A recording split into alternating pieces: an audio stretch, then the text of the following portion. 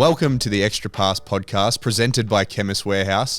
I'm your host for this week, Ben Hopkins, filling in for Adam Ballinger, who's enjoying a nice week off before he takes over our school holiday programs. So you've got me this week. I'm usually behind the desk, but I'm back in front of the camera, and I'm lucky enough today to be joined by Melbourne United CEO Nick Truelson. Nick, welcome. Ben, great to be here. Round one, what more do we want? I know, can you believe it? It's we were just talking before we hit record that it's gone really fast. It's it's basically 6 months ago the season ended, and you take a little bit of time off, but 4 months later, and now we're here.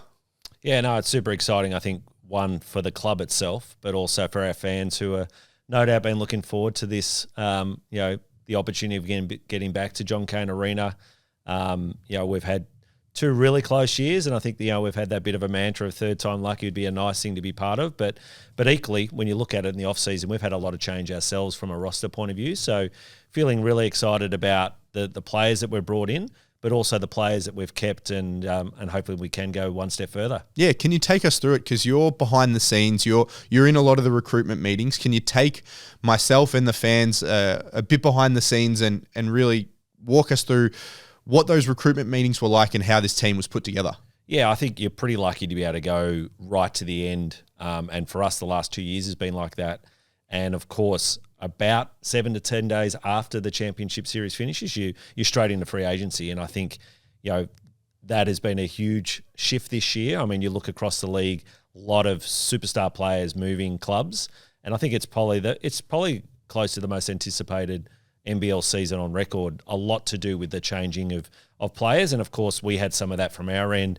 We were so lucky to have Matthew Dellavedova with us for a number of years. And, we wish Delly all the best up in Sydney. But that definitely is a big change for us. We've also had Ian Clark, who's phenomenal for us and one of the best teammates, if you ask any of our players, and off court, just a wonderful person to have as part of the club. So the key for us was, wow, we're losing a lot of experience, a lot of great characters. How do we make sure that the players we're bringing in are really good people first and foremost, but can also help us go that next step? And I guess looking at the group and being around the group as much as I am within my role, interacting with a lot of these new guys, it seems like that's exactly what we've got when you go to players like Finn Delaney, Jesse Edwards, Tyson Walker, Milton Doyle, as 4 of some of the marquee players we've brought in, but also the others and some of the ancillary pieces, the pieces who are going to be really strong contributors like Fab Krislovic and Dash Daniels obviously coming in, Tom Wilson. It's a really exciting group that we've put together. I guess as you were in those meetings and were working with the team as Dino was putting together this lineup, Could you sort of just see the puzzle pieces coming together and start to think, okay, this is going to be another really strong lineup? Yeah, and I think probably going one step back, of course, one of our favourite Melbourne United people of all time, Jack White, moving was a huge one. It's like, wow, you're not just replacing Jack's skill set, you're having to replace him as a person and what he means. And Marcus Lee has been phenomenal for us as well. So there was a lot of work to do, but I think the good thing is that we really took our time on the type of play we wanted to get in. Really lucky early to have Finn Delaney join us, and I think that was a really key piece, knowing that we'd lost Jack in that 4 spot, and we'd done so well over the last few years of having that localised Australian New Zealander in that spot, of course with LT before that as well. So we wanted to make sure we got that piece right, and then we could look at what else do we need, and I think once the decision on Delhi had been made, once we decided that we wouldn't bring Ian back, it was really decided that we really wanted to look at, okay, who do we best pair with Shea, and the fact that great opportunity to play really fast, and Tyson Walker was one of those players who really jumped out. We were super excited when we first saw his highlights. The team did a lot of work on the behind the scenes, and the coaching group went to work on how would Tyson fit in with that.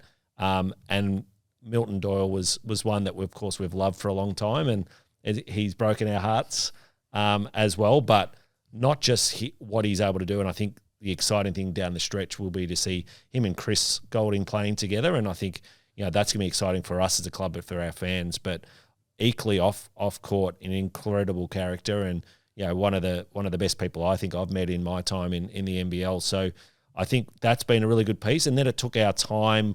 We had those pieces done pretty early. We knew we had Dash Daniels coming in, so to have an NBL next star of the caliber of Dash, knowing where Dyson had gone to in such a short period, it's pretty exciting to think that we potentially might have a top 10 NBA draft pick playing for us. We all got to remember Dash is 17, turns 18 in December. So easy to forget how young he is. Yeah, but there's so many characteristics that are like Dyson, and you can see that the coaches are really excited about having him. Tom Wilson, completely different pathway. Incredible to be able to play both underage at the national level basketball, but then to go in an AFL and be able to play at the top level for Collingwood. Having had him train with us last year, just be able to see the great leadership qualities he had, and to have a mature age player like that come in, and then as you said, Farb coming in, one of the unsung heroes really of the Tassie team, no doubt, over the last few years, and again, incredible character. Him and Cole Bowen are going to be great to work together at that 4 or 5 spot. So really, when you look at across the board, I think we've got the pieces right, and then there was one big piece, and of course, part of that was going down across the summer league, and we were really clear, and knowing that some clubs had 3 or 4 spots, 2-3 spots to try and fill, we were at least able to go there with a really specific focus PD on what we wanted to find.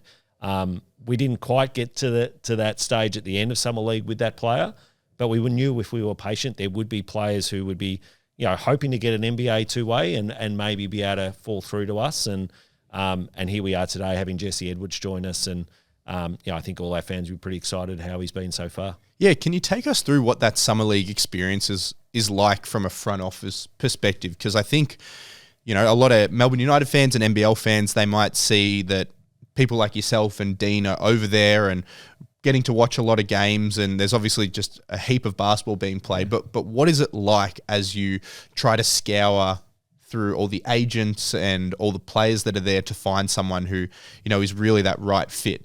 Yeah, it's probably the best networking in basketball you can get, and for me, this is my 5th season, so coming outside of basketball, the best bit of going to Summer League was the networks that you got to meet, and not just from a US point of view, but globally. And a smile goes on your face when you're walking the concourse, and you can pretty much see every team around the globe now are talking to your agent that you're about to talk to, and that's probably the biggest challenging part about it, is that you're specifically after a particular player, but there's teams from all over the globe want that player as well. So you've got to go in with a really clear strategy on the why. Why would they want to join Melbourne United? And I think a lot of our narratives has definitely been trying to find those players who still see the NBA as an opportunity for them. And, we've got such great success now the last 4 or 5 years of having players go back. And that put us in good stead, especially with someone like Jesse. And I think, hats off, the NBL do a really good job of covering the summer league each and every year. And I think all the teams are there. There's good camaraderie as well.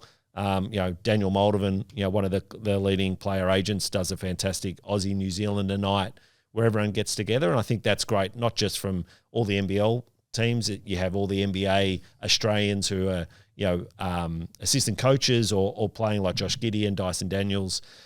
So I think it just shows how big basketball is becoming in Australia, and the fact that on the global stage, whether it's in the NBA or in Europe or in Asia, Australians are playing everywhere. And it's going to be up to us now to make sure we try and keep the best talent.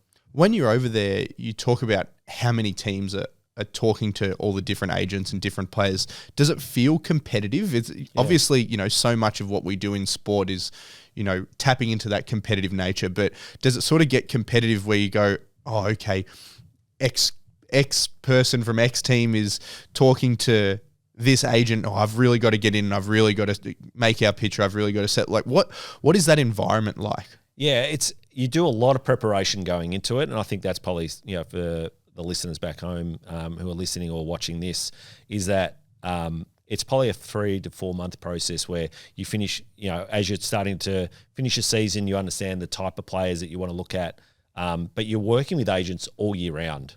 So you're having conversations with agents, 12 months in advance. Part of it is building those relationships and the trust with the agents, so they're actually proactively wanting to speak to you about it. And I think that's a big part. But you're definitely keeping an eye on where your competition in the NBL are, and in the gym, if they're watching a game, why are they watching this team, and trying to work out which maybe types of players that they're watching. Where for us it was a bit better in the fact that because we only had a centre, we could probably ask a few questions to the teams if we were sitting with them, and but it also a great opportunity for you to talk to players. Dave O'Hickey was a great example. He had his chance to play over with Chicago, and he sat with us for a game, and it was great just to connect with Davo again and tell him how proud we are of what he's doing. And then, of course, he went across with the Asia Cup and won the gold, and Dino was part of that as well. So I think the other great thing is that there's so many great stories in the NBL and with the NBA pathway. I think that's the exciting thing, and hopefully someone like Jesse is one of those success stories at the end of the year. And you got to obviously come back to Australia. We signed Jesse. We really finalised the lineup, and now we've had a really solid month of having everyone here, playing preseason games, playing at the Blitz. What's that been like for you to see all these pieces finally together, not only on the practice court, but going up against other NBL teams and having a lot of success? Obviously, we played 5 preseason games. We won 4, a couple of really impressive performances in there individually and as a team. What's that been like for you? And I guess how much does that build the excitement for this week? Yeah, I think, a huge one for me is always just trying to see the connection points. And I think that's one of the most pleasing things so far is, I feel like we've got a really connected group who want to play for themselves. Selfless is one of our key values, and I think that's is really shining through with the way we're playing at the moment. I think, as you said, it's great to see. Jesse's only been with us 2 to 3 weeks now. I think we've got to remember too. We know that some of the teams didn't have their best lineups across the Blitz for all types of different reasons. So I feel like it's pretty exciting to think that it's round 1. We're up against the huge arch rival. The fact that we've got Milton, Farb, and Jack as well, Fleming, from a coaching point of view, probably adds a little bit more to it. But a great opportunity for us to go and test ourselves. Super exciting to see Tyson Walker, the way he plays, the way he's working with Shea. Across the board, I think even our DPs are really showing, and I think a key one for us is that we wanted to build our team on depth, really strong depth, knowing that, there was a couple of areas that we didn't quite get done in the championship series. And I think that's been a big focus for us. And what are those areas that we didn't quite get it done, and how could we build our roster to make sure we can try and go one step forward, but saying that the rest of the league have really stepped up. It's a really interesting time with, potentially 4 players on over $1 million for the first time. So it's going to be an interesting pathway over the next few years because, players are demanding more money. We've got to make sure as a front office that we're generating more and more revenues where we can, working with the league, working with teams. How do we make sure we're a much bigger league to ensure that we can attract and retain the best talent? Let's have a look into Thursday night. Obviously, it's game 1. It's the Bass Strait battle. It's, against a team that we've obviously had a lot of wars with over the years, especially, over mine and your tenure at the club. This is our 5th season. You've been, even outside of basketball, when you're in footy, you've worked in these environments where you go into a round 1 and it feels like a big game, but obviously your season doesn't hinge on one game. But what is the feeling like for you as we start this next campaign, with such a meaningful game? As you mentioned, Milton Doyle, Farb, Jack Fleming, it's Farb's 200th game. So it just feels like there's a bit extra in this game. Yeah. What's the feeling like for you and obviously when we're upstairs in the office? Yeah, I think there's so much excitement around this actual game, knowing that we've known that this was our opponent for the first game, and the fact that it's the first NBL game of the season. The league no doubt see that there's a great rivalry between the two, great mutual respect between the two teams.